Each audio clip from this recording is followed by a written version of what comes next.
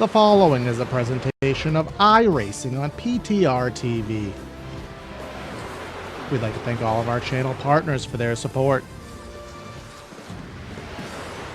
Please like and subscribe to the channel, and we hope you enjoy today's broadcast.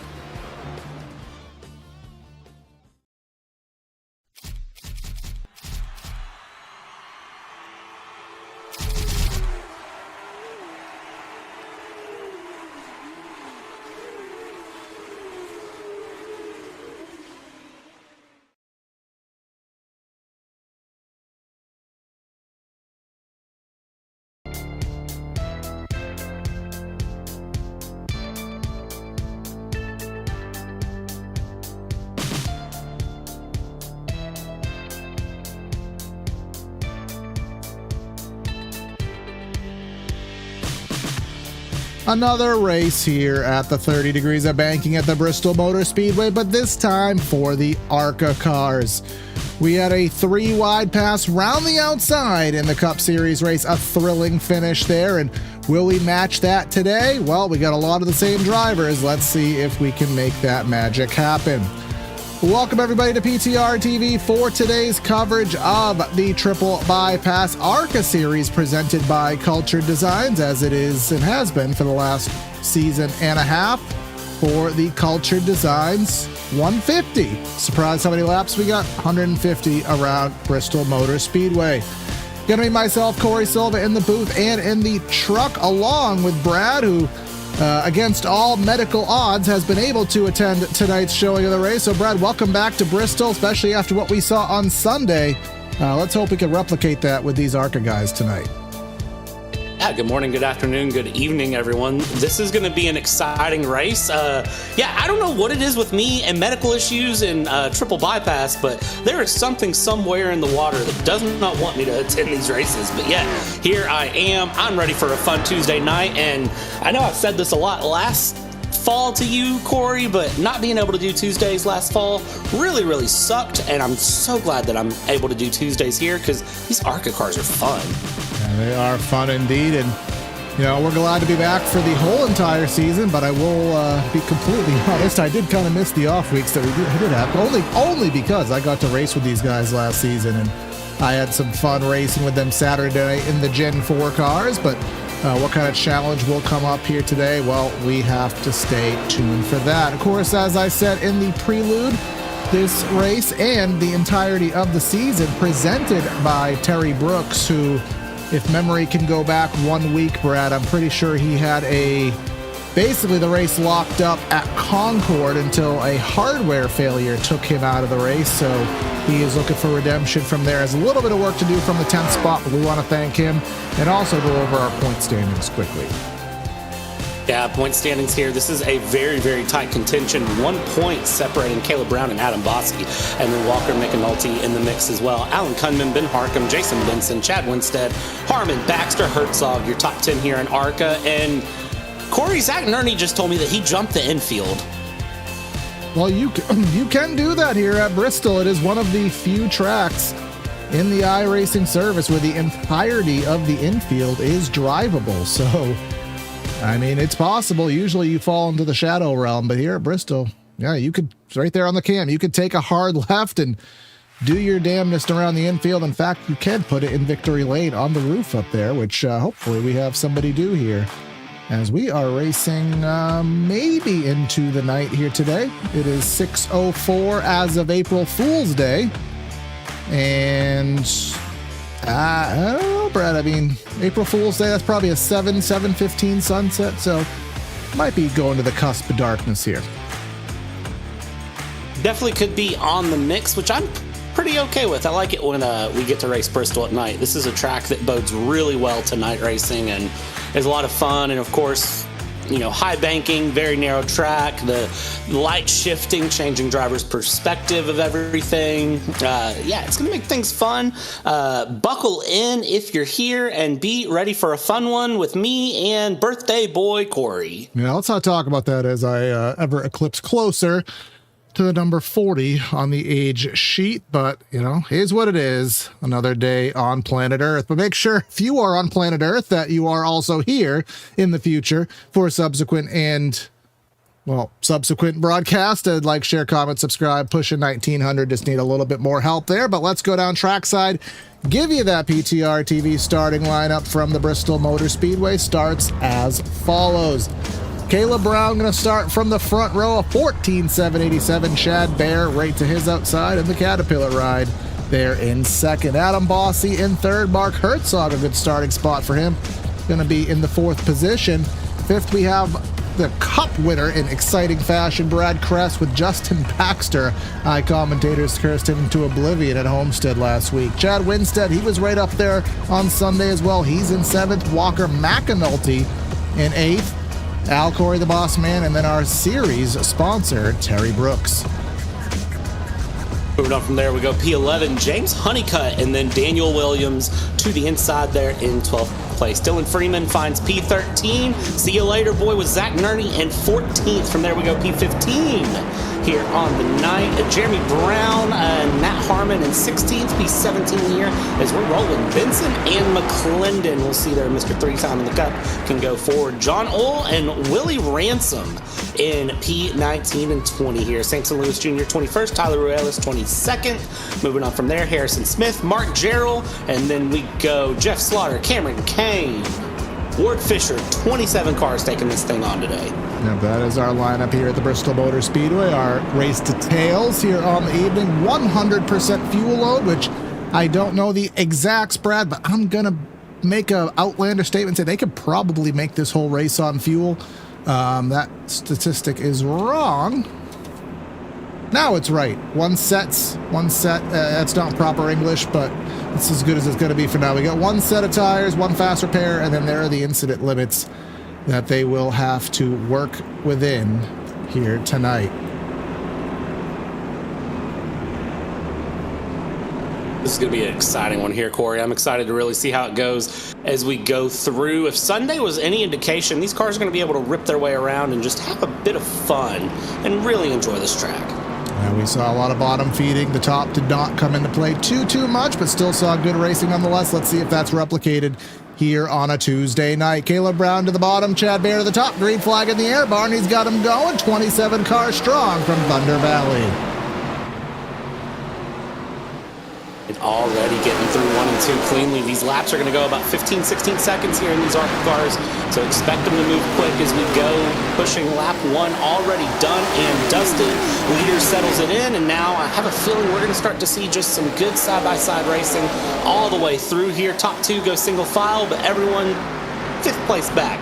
They're looking side by side, trying to shuffle through. I wouldn't be surprised if we see the whole field here, Corey, go single file. Oh, that's a big hit to the wall there. I think we saw two. Definitely was McAnulty in the yellow and pink number 113. I believe may have been Justin Baxter in the pseudo Kyle Larson car, but that outside seeming to have a little bit more muster than it did on Sunday. You see right around here, that's Justin Baxter trying to make that outside work. We saw it be the game-winning pass on Sunday, but we'll see indeed how Bristol races here today. 58 making the pass up high. Then you have Winstead in the 113 next side-by-side battle. Moving on along here, that side-by-side battle continuing. You just have to pick your spot, and if you're behind a side-by-side battle, like Al Corey here, the Turn 4 Snack Shack proprietor, you just have to be a little bit patient. You're going to have that pressure from behind, that pressure ahead, but you really just got to work the car around, hold on to it. Don't overdrive the car here early on, and just work your way through. And definitely if you're Al Corey, don't take out Terry Brooks to your outside. Yeah, never take out the person with the money, which in this case, as again, the sponsor being the 23. So that would be a very close battle that I would not want to be on the wrong side of. But a battle up here, Justin Baxter going forward in the early laps here. He's up to the 3rd position. Herzog maybe kissing the fence there with Adam Bossy, not last season's champion, although I alluded to him as that a few times. 2nd place ARCA driver last season, but he is again graduated to the Cup Series, doing quite well there, battling with Herzog. And this is kind of the old Bristol there, Brad, not the old Bristol, but kind of the mid Bristol.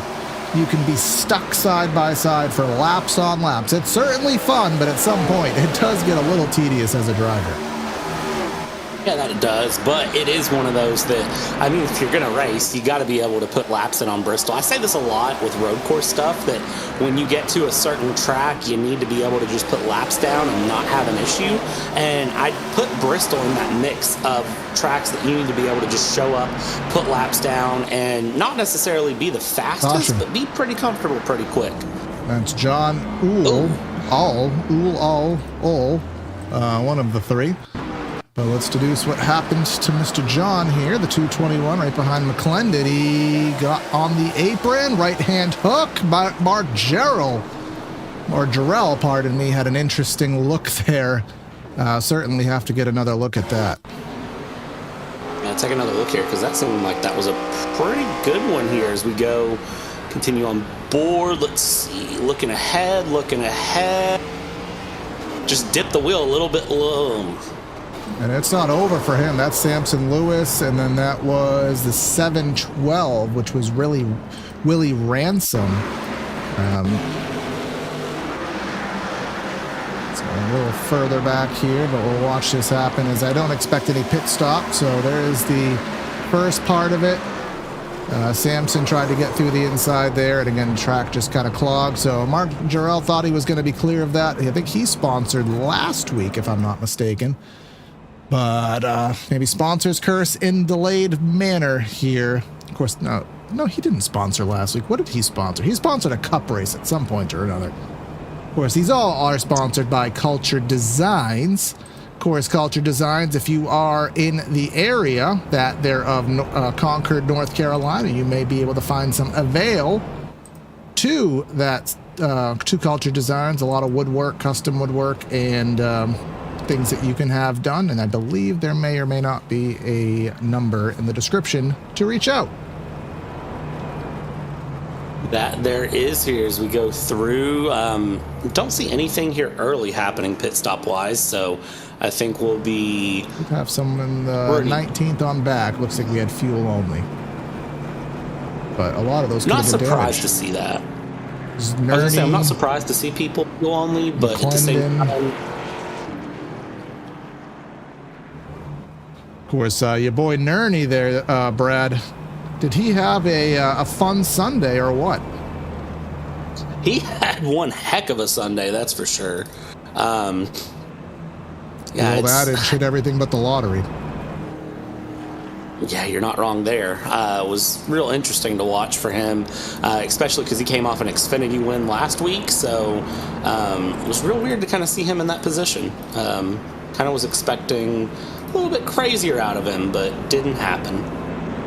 Speaking of crazy, in terms of the ARCA cars anyways, we'll be off next week, but our race on the week of February 17th, we're going to be at the Lime Rock Park, the very, very narrow 1.5-mile road course with some elevation there in mid-Connecticut. So if you think this is crazy, wait to see how these guys handle that very tricky road course. But the green flag in the air, lap number 15 coming to 16. Leader always gets a good jump here at Bristol. That's to be expected. 2-car length lead goes to Chad Bear. Or rather, Caleb Brown. Bear falls into second. Herzog gets the third. Remember, Baxter was in fifth. Now he was in third. Now he's relegated to fifth, maybe even losing out to the outside lane. It definitely looks like he's going to lose out a little bit here as we go along, but I think that is going to be a short-term pain, to be honest. I think that might snap back around and get better here. Top three holding on, fourth and fifth there. Winstead Baxter is another tap to the wall there going through. I believe that was the 76, if I'm not mistaken. And that's Freeman. Come on now. Yeah, that was a kiss-off turn number 2. I think he's still recovering from not having an April car on the Sunday Cup race. Chose the wrong manufacturer and didn't have a paint for that. That's Samson Lewis 4 laps down to the inside, well out of the way. But going back up to the approximately 6th position, we have 3x3, well 2x2, 3-4 rows deep. Al Corey did kiss the wall there, back of the shot above Honeycutt, that is. But again, that kind of perpetual side-by-side. Sometimes it actually does use a little bit more tire, Brad. Only one set to change here, so making it last is important. Yeah, that one tire set here in ARCA being one of the big differentiators between ARCA and Cup, and it's really fun to watch too how the drivers plan for that and handle that, because it's something that I've seen catch people off guard when they just weren't in the mindset of, hey, I only have, one set of tires to get through this. I got to make that work. Sometimes you see drivers just kind of go into autopilot on cut mode, and they will accidentally get themselves into a bit of a pickle.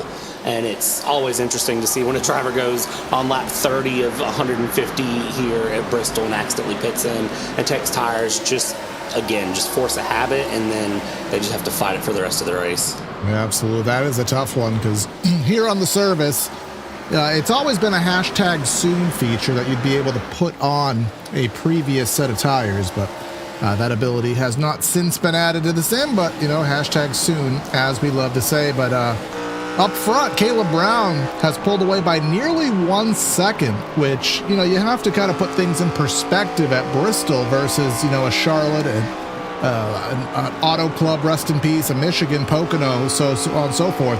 1 second at a short track is a much larger portion of the track, which kind of makes it feel like an even bigger of a lead. You can see it's almost the distance of the entire front straightaway.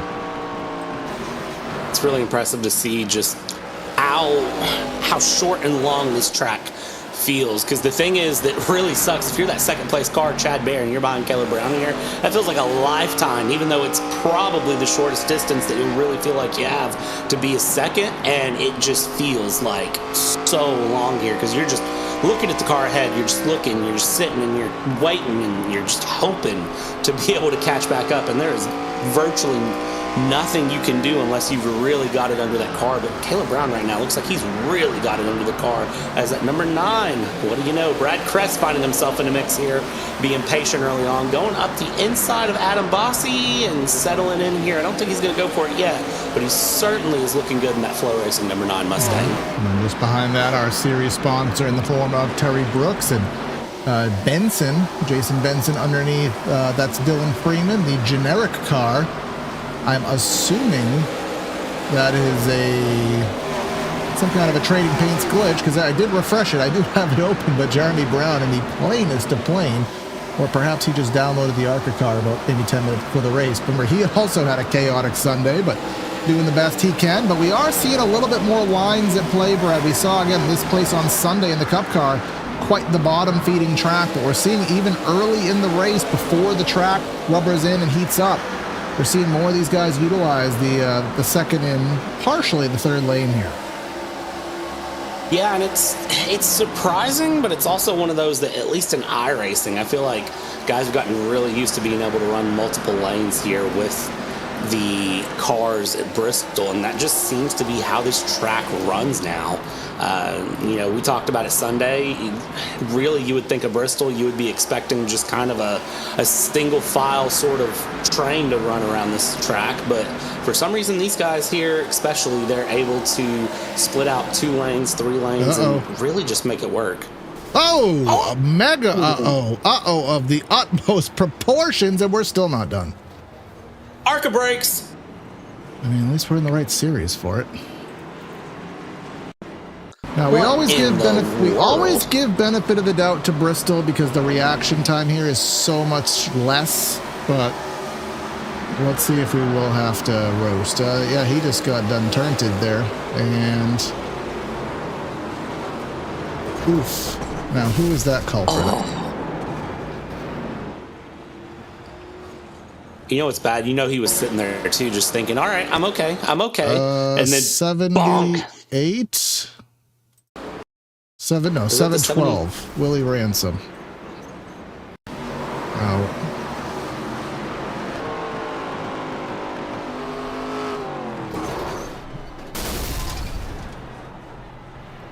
Now, this is Corey. This is who I am.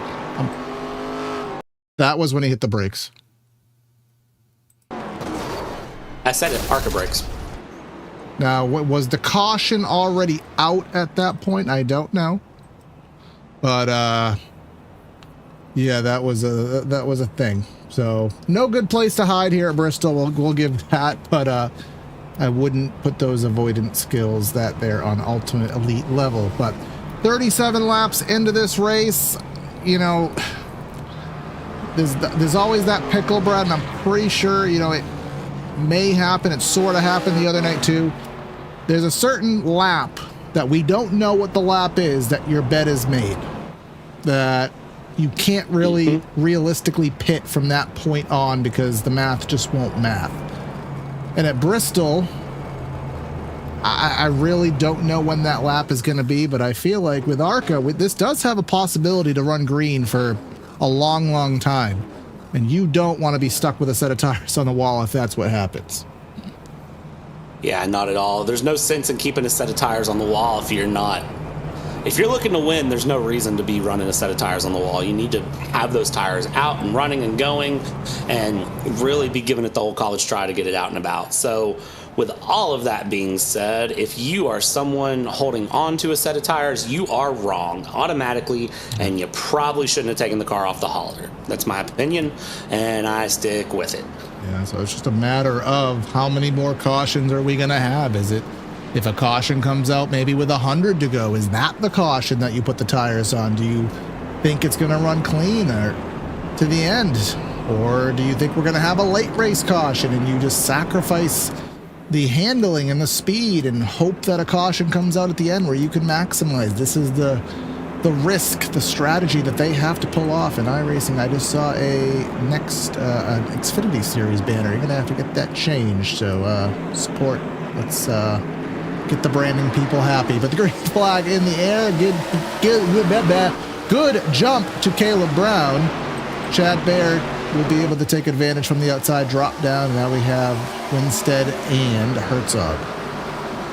Now Herzog there fighting really well in the ARCA cars here, going to the inside. Usually on Sundays, he's a little bit more kind of mid-pack, hanging out, having fun. Here in Tuesday nights, he really brings his name up to the front and gets a good battle going. So he's one that I'd say on a Tuesday night is very much worth it to watch. Same with Al Corey. He seems to just connect with these ARCA cars really well here. And you can see him battling Herzog to the outside, looking around, seeing what he can do, see if he can make this stick. Goes along, but thing with Bristol, you don't clear just on the exit of 2 or the exit of 4 or the entrance of 1 and 3. You really gotta fight it for several laps in order to make a pass stick. He finally gets it done after 3 laps, and Al Corey up into 4th. Yeah, Al Corey moving on up here. This is around the point in the run where those who abuse the tires in the infancy of the race will start to pay the price for it. Now, I am curious as to Brad Kress, why his race is not progressing. Maybe he is ultra saving the tires, or maybe just not resonated with this ARCA car. Not sure which it is, but that's your boy Nerdy getting another pancake. You may as well put an IHOP sponsorship on that generic number 36 with as many wall taps as he's had. Listen, sometimes the best way to get the car to run straight and run in spec and not get in trouble in post-race stewarding is just go ahead and tap the wall a couple of times. So maybe that's the approach he's taken. I know that doesn't work in iRacing. I'm trying to cut him some slack here, give him a break here. Down the inside, Adam Bossy on one, Mr. Herzog side by side. Little bit of a love tap there. We are short track racing. Sometimes Rubbin's racing in this scenario. And now Matt Harmon wants to find his way through if he can. But look at the run Herzog got off the corner, and he's able to fight back. Hold on here, and Adam is just holding to the inside as best he can. He's not able to clear, and now he's under attack. I heard rumors back in the day, well, back in the day it was confirmed the inside lane, even if it wasn't the fastest line, would save tires, which if that's the case would help Bossy out, but I've heard that rumor has been redacted in recent builds to where it's not a guarantee to save tires down there, so could actually be more tire being used by Bossy having to crank the wheel into that. Not sure how the physics engine currently is programmed, and if you're watching this at the day that it releases, we just had a patch today to give some minute changes to all of these cars and some of the tracks as well. Says iRacing evolves, entering the real life 2026 campaign with some contact there. 57 to 83 off of 2. Luckily, everyone keeps going straight. I wonder if just a little bit of patience being lost by Bossy. Again, I know we're short track racing, but doggone, you got to watch out, because they will go, if you submit something post-race, they'll come in and review, and admin can drop the hammer on you post-race every once in a while if they really feel like they need to. So you got to be a little careful with that bumper when you're running along here. As we go through this track, really kind of showing what it does here is it started to, other than Adam Bossi and Herzog, a lot of these guys are really settling into that single file groove and running along and just kind of holding the cars together at this point, trying to get closer to the end. They don't want to burn things out too early, but you also don't want to lose position just trying to conserve. So these guys really settling in here, getting this run along. And of course at Bristol, with as short as these laps are, as we have McAnulty trying to work through the traffic here on his backup car after being up on his roof. This race, you see, 95 laps to go, but at Bristol, under green flag conditions, that's only 24 minutes of racing. So this is, kind of elapsed time. Could be the shortest race of the season. So while you have a lot of laps, you really don't have a lot of time. So patience definitely is important, but you have to balance that with getting your race as good as it can be, as Justin Baxter gets by that 76. Yeah, the long-term picture is the thing that a lot of these guys try to hold on to, and some guys are better than others at keeping that long-term picture in their head. Some of the guys, they really struggle to think about that long-term goal, and they're just thinking of the car ahead immediately here. Jeremy Brown, a driver that does great at balancing it out here, is what does Freeman do? And I thought Dylan Freeman was about to try to shove that car 3 wide. Thankfully doesn't there, holding the high line, and 46, Jeremy Brown clears through, tries to go, wiggle there from the 76 Honeycutt. That was a little dangerous, and that's going to open things up for Brad Crest to send it along and get a move done, and now Dylan's going to try to send it up the inside. That's a interesting move there, and that allows the 35, Dan Williams, to partake. Player 5 has entered the battle, number 35. Looking to the high side, Dylan has to leave the lane open, so just as Dylan goes for a spot, actually loses one the way the cookie crumbled. Well, you go back up to top 5. This battle has yet to sort itself out. Herzog still persevering there as the Jumbotron gets in our vision, but let's go back up to the lead and pull up our battle tracker. You can see that, well, not that time by, but in the prior lap, Bayer did run a faster time, a 60 to a 57. That's a skosh. A lot of skoshes adds up to a gap, but you need a lot of skoshes to get there. It's just holding on here and that is proper units of getting measurements through. too, a skosh. Listen, that's a U unit of measurement. I don't question any of it here. So main thing I'm looking at is, we're only on lap 63 of 150, but at the same time, we're on lap 63 of 150. Doggone, this race is flying. Time flies when you have fun here around Bristol. And, for Chad Baer at this point, that time flying through, honestly, he's probably really fingers crossed for a caution. He'd love to close things back up here and try to get a bit more of a run if he could. And the only other question that I guess we would have to answer is, as I said, I think the last caution ago, you just never know when the last caution is going to fly. Is it going to fly, lap 140? Are you going to have a myriad of cautions, or is the race magically going to run to the end? Because if it is the latter and it runs to the end, we are not definite on the fuel load. I would just guess that they probably would be fine, but I don't have that definitive, so that is a tough pill to swallow here at Bristol, is pulling the car in under green flag conditions. So that'll be something we have to watch out for. I know sometimes you're getting live calls in the background. I don't know if that has happened, but just something to consider.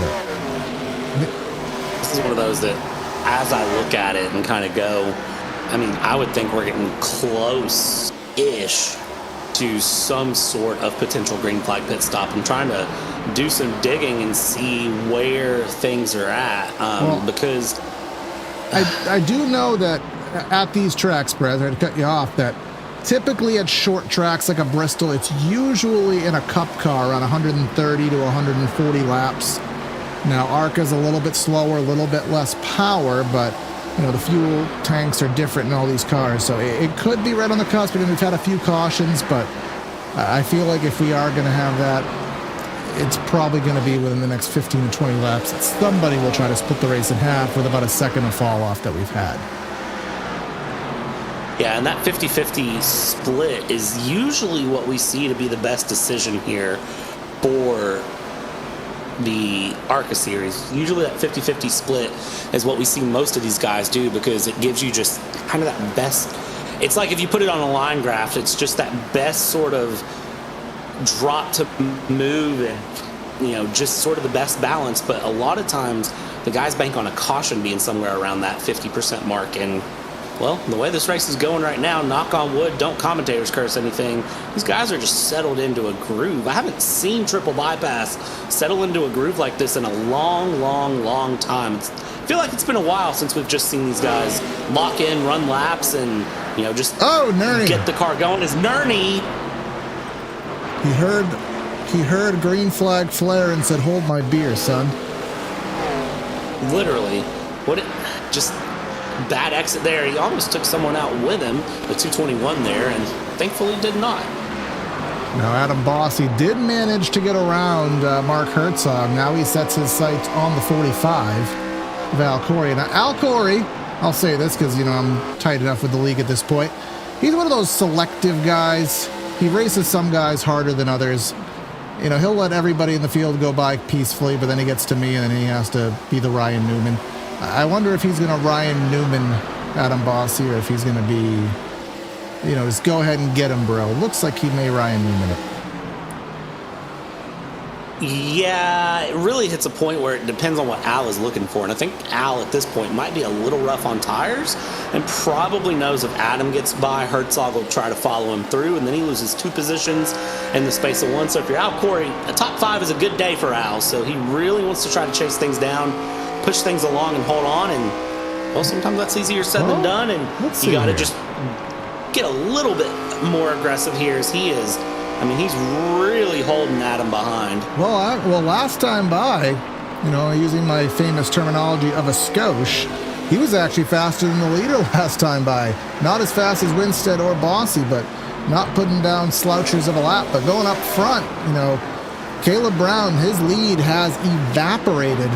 Again, just as I said, skoshes at a time, little segments, little tiny blocks. All you need is 300s, 400s at Bristol, 300s a lap, 400s a lap. It adds up so quickly, and now lead is gone. And then just as you say that, let's look ahead of the leaders.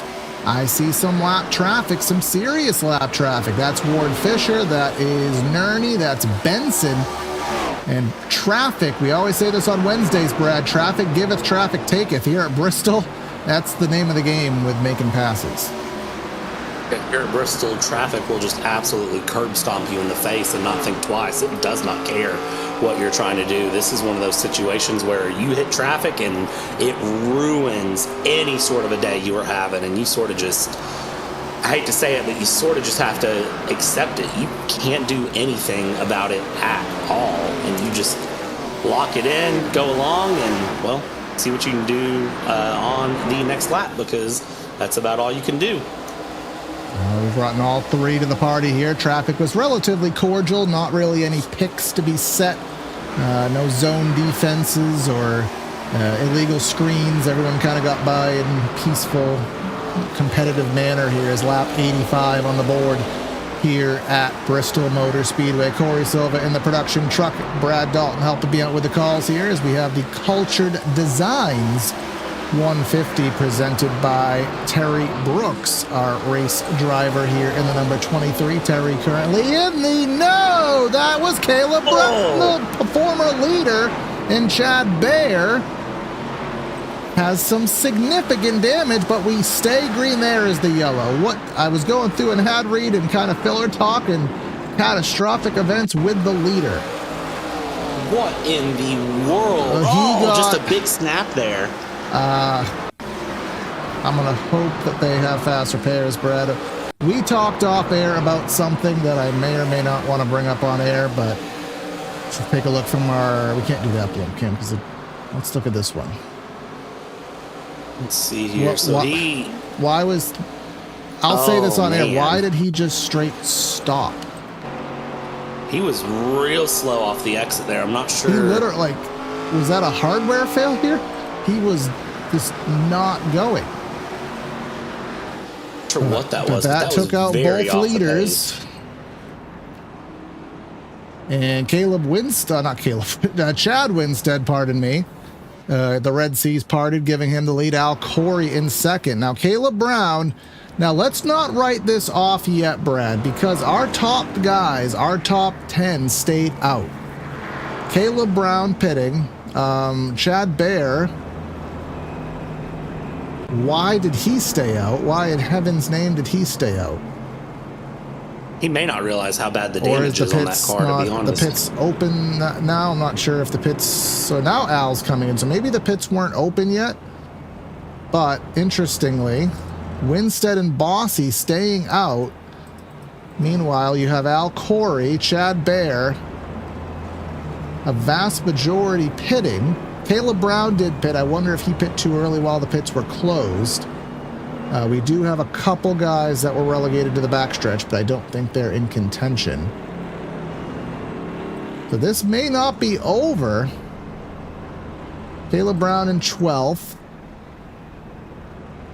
And because of that late pit stop, we'll wait to see. I wonder if the 17 is going to have a penalty because he pitted early, or maybe the other guys pitted late, but don't write this out because Caleb Brown has fresh tires.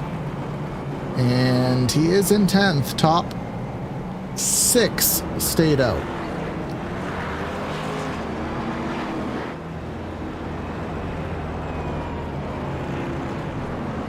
But again, that all boils down to, you know, the back I'm a markers. Professional, Corey. Yeah. Huh? I forgot to unmute. You know, okay. I was... Well, luckily, I know how to talk a lot, so but carry on. I was like talking, and then I was like, why is Corey still talking? I'm talking. And I was like, oh, there's a big red button in front of my face.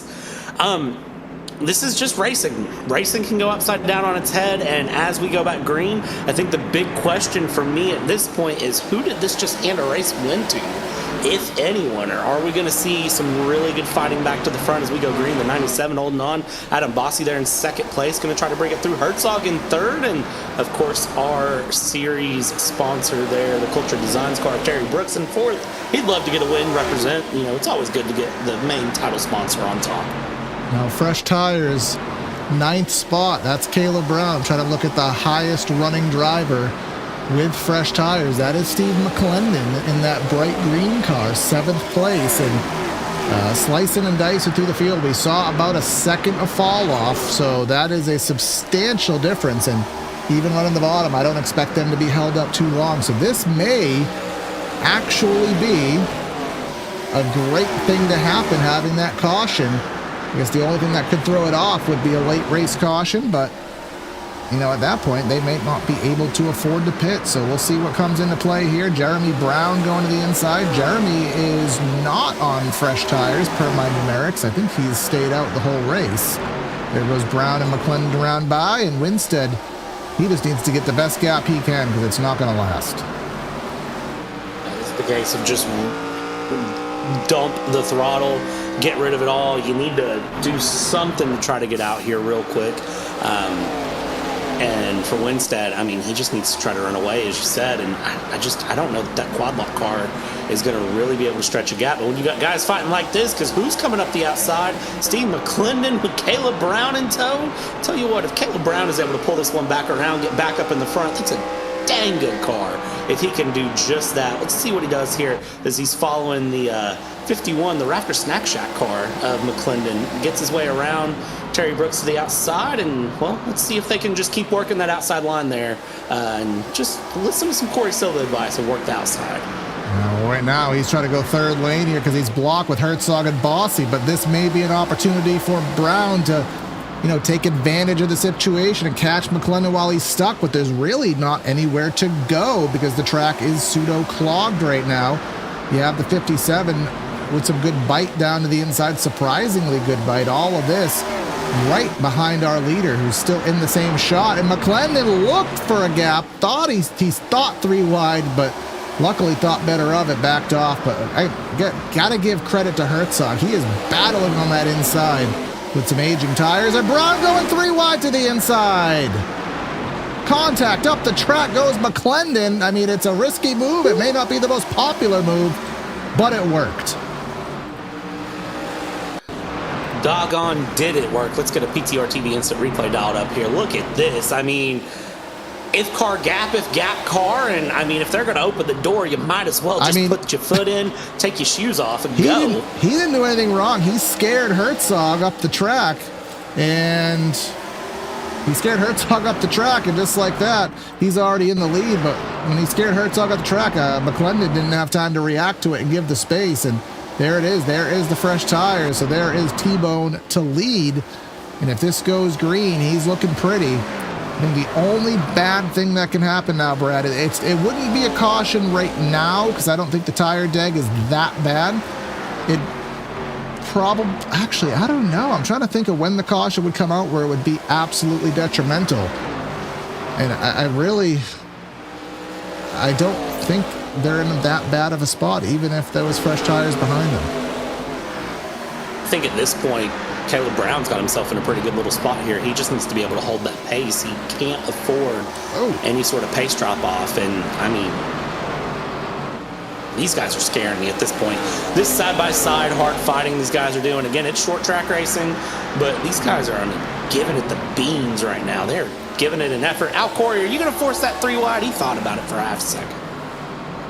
Yeah, he thought about, remember that top 5 stat that I always like to talk about is, as a racer, when you're in 5th, it hurts because you want to be up in, if you're in 6th right now, that's a top 10 stat. That's great and all, but as we know, you get another check on the stat sheet if you get a top 5. So it's like, if you can't win the race, at least get a top 5, and it may be into fruition right now because Winstead getting trapped to the bottom. Al's gonna squeeze play, try to follow Chad Bear up there, will do so with the ideal line, and Al Corey temporarily gets that extra stat on the sheet with the top 5 run. Yeah, that was a great move from Al Corey there around the outside, just trying to stick with Chad Bear, who has got that front bumper repaired there, so he's trying to find some moves. 46 back here in the background. That bland white car. So weird to see that car out of character like that, but Jeremy Brown in the bland car trying to follow through. And then, of course, Cameron Kane trying to work his way around here as well as Jeremy Brown's trying to follow through, pinch the inside. Adam Bossy trying to split something somewhere around the outside, but I don't think he has enough car to hold it there. No, he is in Alicia Keys mode because he keeps on falling, which I had meant to add it to the soundboard. I keep forgetting to do it, but yeah. Adam Bossy, drove some pretty wheel earlier, but had a lot of side-by-side battles with Herzog, and I believe maybe it was Al. I think he just used the right front and chose not to pit, so he's still on that 112-lap old right front that is on the struggle bus. So, but as you go back to the front, Caleb Brown, our leader, who has led 96 of the laps. Remember, as soon as he lost the lead, or he was about to lose the lead, got into a big incident with a lap car that basically stopped, and there was no reaction time. Significant damage, pit, fell back to 10th, drove up through the field, and now he has to hold off old 3-time, and the gap is slowly decaying. It was 9/10, now it's 7, with roughly 10 minutes or so of racing left. Yeah, 35 laps here left in this Culture Designs 150, and the big thing right now, as you said, Corey, it's that gap coming down and closing. I think if McClendon can just be consistent here as Caleb Brown starts to catch that lap traffic, I think that's really going to be what helps out McClendon more than anything, because Caleb Brown hasn't been really forced to a lane since we went green. So he's just trying to do something to go through as we go around the 221 here and work our way past. That helps McClendon a little bit, but he needs about 10 more cars to be stacked up in front of Caleb Brown with nowhere to go to really get that Raptor Snack Shack closed in. Now, this is the last of the lead lap cars. Walker McAnulty, who was just surprising to see him back there, but he has just not had the best of luck, was on his roof, and I'm not sure what else has relegated him back there. Justin Baxter, that's 11 seconds behind the leader and 11 seconds at Bristol. You can kind of see right at the off of turn 4 there, that red and blue car, you can kind of see a little dot. That is the leader, only about 2.5 seconds behind the length of the straightaway here, and that will be the lap down battle. And really, there's about probably 5 cars that are within reach of that little battle that will probably go a lap down. just a matter of within 7 minutes, are we going to get there? But who is going to get there is McClendon. It was 9 tenths, it was 7 tenths, now it's 3 tenths of a second. For as short as this run is, very surprising to see Caleb Brown degrade so quickly.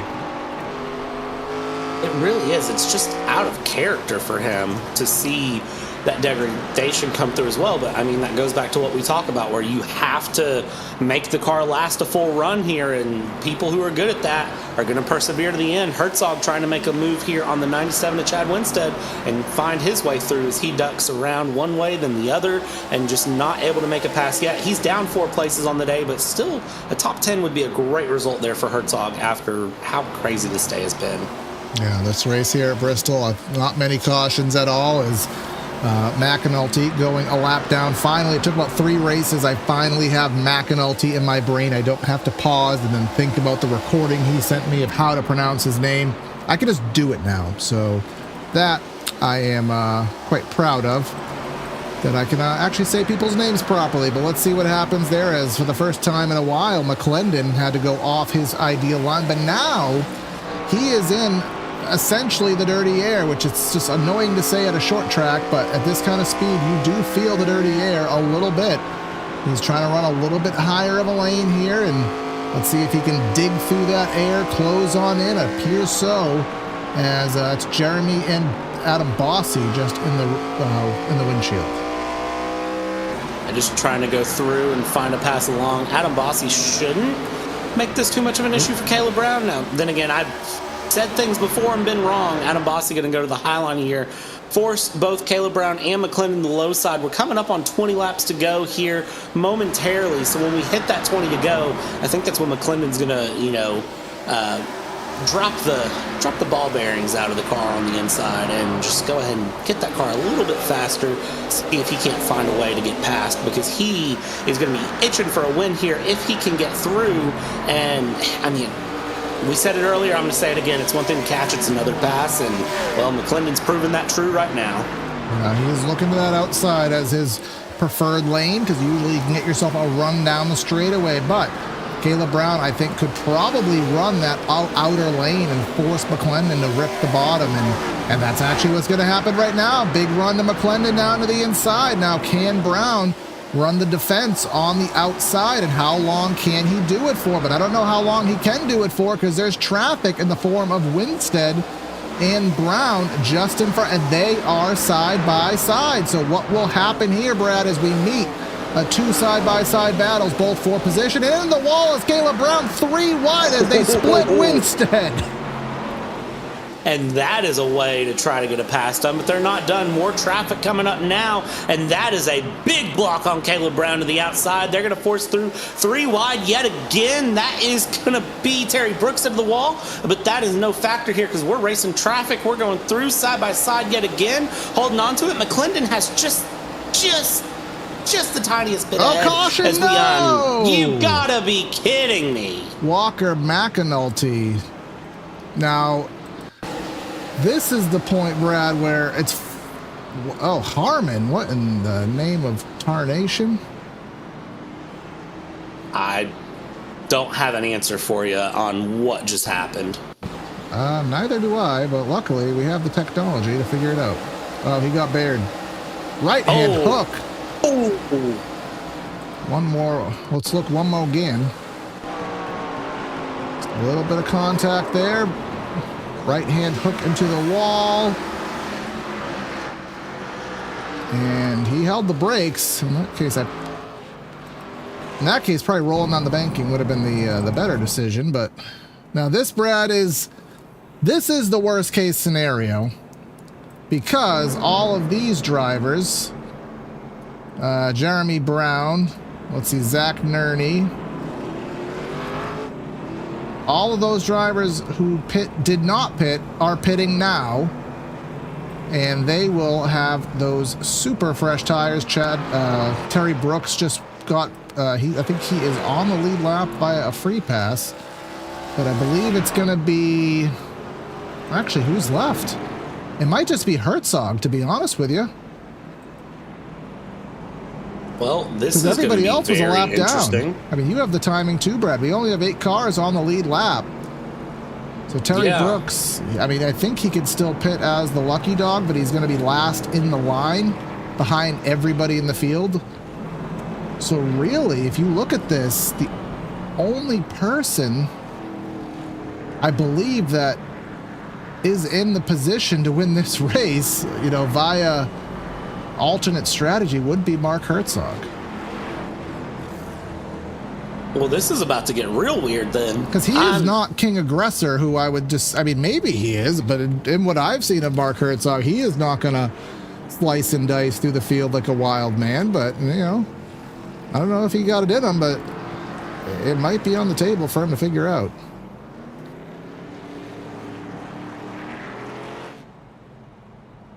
Because everybody else that would have been in the position to flip this is a lap down. So Adam Bossy, Jeremy Brown, McAnulty, obviously, Baxter, Winstead, Nerney, all those drivers are lap down. World? So we're going to come into 12 laps to go.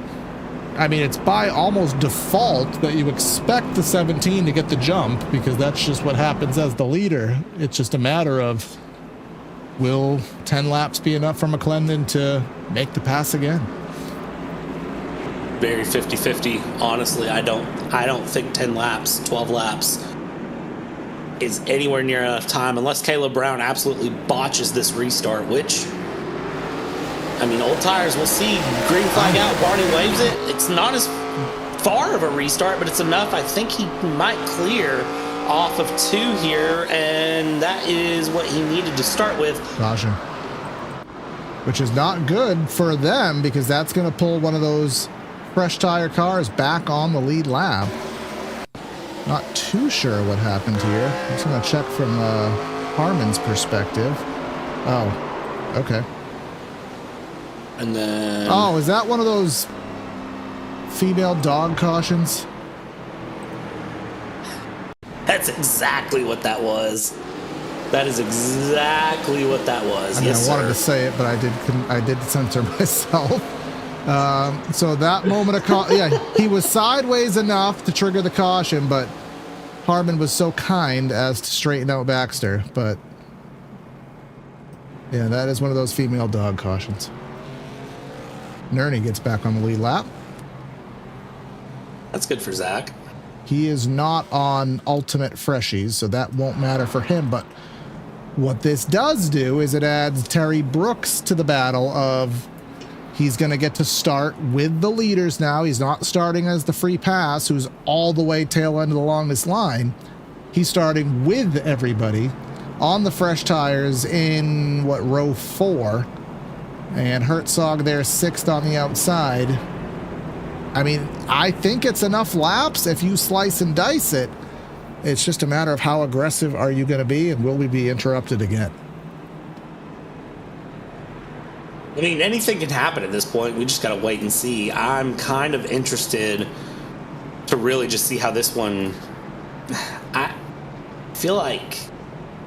I don't know. I feel like I'll be surprised if this one just goes nice and pretty for the remaining however many laps. I don't feel like that's how that's going to happen.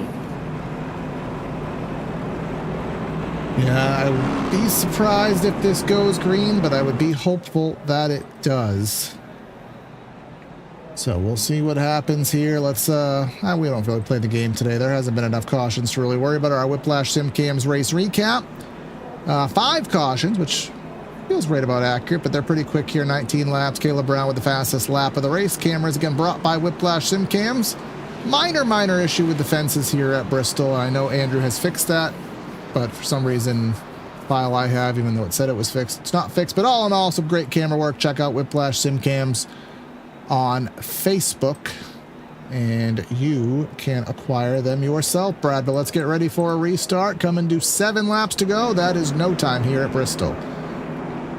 7 laps to go. That is going to be about 2 minutes of racing if we stay green all the way to the end. So buckle it up, ladies and gentlemen. Get ready as we go through. Inside, Caleb Brown. Outside, Steve McClendon. Caleb Brown with a great run that time. Much better than the last one. And, well, I think if he can hold it for 7 laps, he's going to be feeling pretty good here as we go. Brad Kress in third. Al Corey in fourth place, trying to get a top 3. We might get to talk to Al Corey tonight. Al Corey on that outside lane right behind Steve McClendon. He's on the same tire set as them. Brad Kress equal as well, but Herzog on the freshies. Him and Terry Brown. Terry Brooks, pardon me, but we are interrupted, and that's Adam Bossy. And this will put us into, I believe, overtime.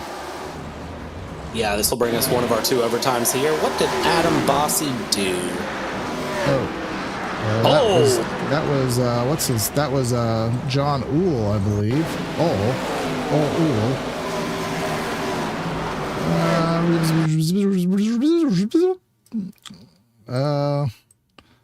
So let's just go on board here. I usually don't like doing that, but all right, contact air off of 4. Contact air off of 4. And no bueno there. And then the same guy ends up hitting him again at the end of the straightaway. Man, not ideal there at all. But yeah, this does put us into one of 2 overtimes that we get to try here. And well, for Caleb Brown, I think this is the most pressure he's probably felt tonight. He's got to try to hold on to it one more again, as you say, Corey. One more again. Caleb Brown's got to try to hold on to the lead on the restart. And I mean, getting the restart jump is almost a guarantee here at Bristol. It's just, I have never seen a driver from the outside lane actually time it well with the leader. It's just so many variables here. Hard to get the visuals with the high banking. Hard to look to the left while you're trying to make the banking and get up to speed. So it's almost a guarantee that Caleb Brown's going to get the jump. The question is, can McClendon clear for second to give him any chance to even make a move here? But 2 laps to make a move at Bristol is not a lot of time without using the bumper. Not at all. I mean, you're almost lucky to even be up to speed after 2 laps at Bristol. That's just the nature of this track. I mean, it's 30 seconds of racing, to give you an idea just of how short it truly is. It's 30 seconds of racing. So we'll see how this goes. This is going to be an interesting one to kind of see how it plays out. I'm not 100% sold on Caleb Brown winning it, though. I think he's in a good position, but I don't think it's necessarily guaranteed that he wins it here, because McClendon could get a very good run on the restart here. Yeah, we'll see if he does. And Al Corey trying to keep that podium spot. He's had a good record of some good podium runs. Of course, the Cup Series had a podium run at the Rockingham Speedway, and some other good runs here across the multiple divisions here in ARCA. But heading into overtime here, the Cultured Designs now will be looking at about a 152 here as we head down the back stretch, and I believe we have 3 attempts, if I'm not mistaken. So if we do avail another one, it is in the cards for us. But Caleb Brown trying to, I don't even want to call this a dominant day. He's led most of the laps, but it hasn't been easy. Let's see if he can finish out 2 more, Brad. Certainly he's going to give it a try here, so let's see how it goes as we get back. Green flag racing here, 2 to go as we go. And McClendon, not a horrible run here, but is it going to be enough? We've got cars hitting the wall in the background, and will we get the white flag here as we come around? Caleb Brown comes around. White flag, 1 lap to end it here, Corey. We'll have 1 more lap around. Caleb Brown has that 2-car length lead just behind McClendon, trying to rip the bottom, just not having enough time to make anything happen. Caleb Brown goes from a T-bone to the win. Coming off turn number 4, wreck to win. Caleb Brown gets it at Bristol. And a big shout out to Brad Kress there in 3rd place. McClendon gave a run for 2nd, but Brad Kress ended up in 3rd. We're junking in the background. We're junking in the back, and I'm pretty sure the fireworks actually just launched out of the grandstand. So we will have some fatalities in your local paper after the race of those fans that got decapitated by explosives. But Caleb Brown getting the win.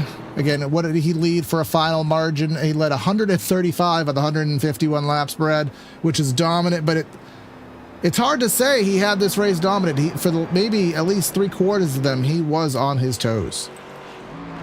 I mean, it's hard to say someone's dominating whenever they get in an incident with a car they're trying to lap and they end up with no bumper way back in the back, and the guy they were battling for second place ends up with it as well. So overall, though, I mean, the fact that basically didn't stop him is absolutely ridiculous. Great run from him. Absolutely the case here, but while he does burn it down and perhaps pulls it into victory lane, I think iRacing said they fixed the lighting for the infield. We'll see if they did.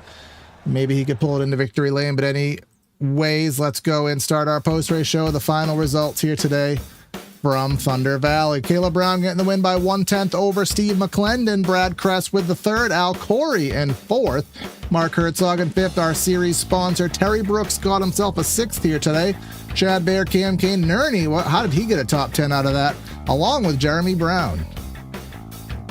Moving up from there, we go P11, Justin Baxter with Chad Winstead. We saw him up front a bit. He ends up a lap down there in 12th. Harmon in 13th, Adam Bossy in 14th, Walker McAnulty, the last car lap down. From there we go James Honeycutt, Daniel Williams, Ward Fisher, Jason R. Benson, and John Ull in 20th. And then just rounding out the field here, the rest of the cars that ran: Dylan Freeman, Willie Ransom, Harrison Smith, Tyler Royellis, Mark Terrell, Samson Lewis Jr., and Jeff Slaughter, the 27 cars that took on Bristol here tonight.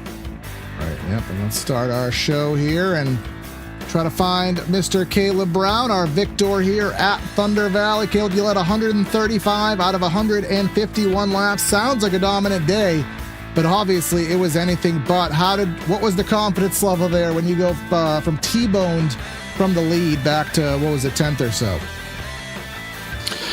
Not very high. Anytime you have an incident like that, it kind of hits you in the gut, but just had to get my head down and get through it, and had a great battle with Steve there.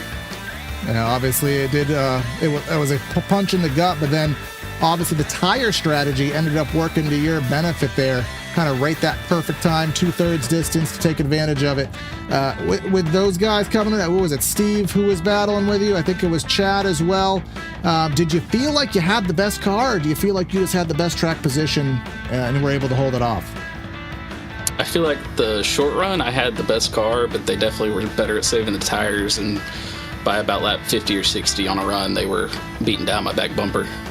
Yeah, but just enough laps for you to get the win here today. We have an off week, and then I guess if you want to call it a wild card of sorts, we head to Lime Rock here. Speaking of confidence levels, is there a lot? Is there none? How do you feel going into that place? If I could keep it on the track, I'll be happy. Road courses are still a learning curve for me, but we'll show up and we'll see how it goes. All right, man. Go celebrate. Congrats on the win.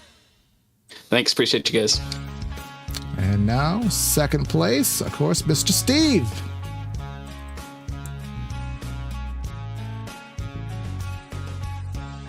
No? Did I not move him? There he is. There he is. There we go. Steve, sir, welcome in. Second place on the night, man. It was hard fought there. It looked like you had a run going, and then unfortunately a caution came out, man. How's it feel? I mean, it feels good to talk to y'all finally. Damn, it feels like it's about time. Good early January, and then it's just been downhill since then. So, no, just feels good. We got lucky there with that long run, and I think there's some confusion on the pits cycle, so we kind of jumped a bunch of guys, which, like I said, got lucky, and then just worked our way through, and it was a hell of a battle with Caleb there. That was a ton of fun, and I really wish we didn't get that caution, because I think I had him. It got through the traffic and had him set up. That low line was hard to pass on, and then maybe needed like 2 more feet. We would have had it. So, but it is what it is. Great race, good time. So that's what we're here for on Tuesdays for sure. Yeah, I mean, it was a great run to watch through. And of course, you know, the season's been kind of crazy all the way around. I feel like for you, between Sundays, Tuesdays, and Thursdays, at least that I've experienced. So how's this second place kind of give you a little bit of energy, a little bit of rebound going into the rest of the season here?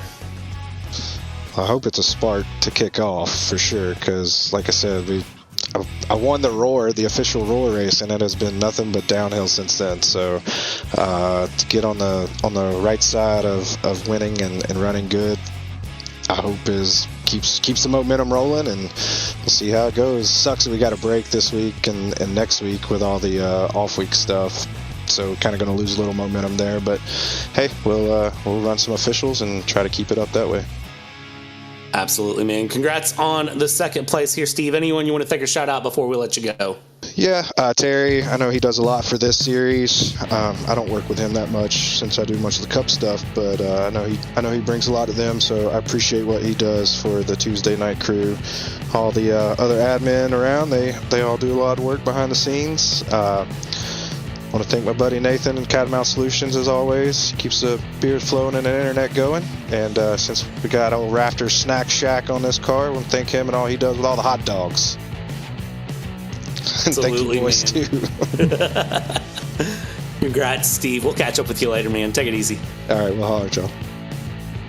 All right, well, we do not have Mr. Kress. He has since departed, so that'll be an abbreviated post-race show here. But again, like, share, comment, subscribe here. Stay tuned for our next broadcast, which is not tomorrow because Elbows Out is off. But we'll be live not Sunday because that'll be the Super Bowl. Not Wednesday because Tuesday. So I guess next Wednesday, Brad, perhaps, question mark, will be live next Wednesday for Elbows Out. Yeah, next Wednesday is our next stream, which is kind of wild to say, but hey, you know, sometimes it happens. So it's good to kind of get a little bit of a breather here, but at the same time, I'm really excited for things getting crazy here at PTR TV, man. It's fun. Absolutely. Some announcements to come. Stay tuned for them. But for tonight, that's going to be Corey and Brad signing out of the booth. Have a great night, and we'll catch you next time.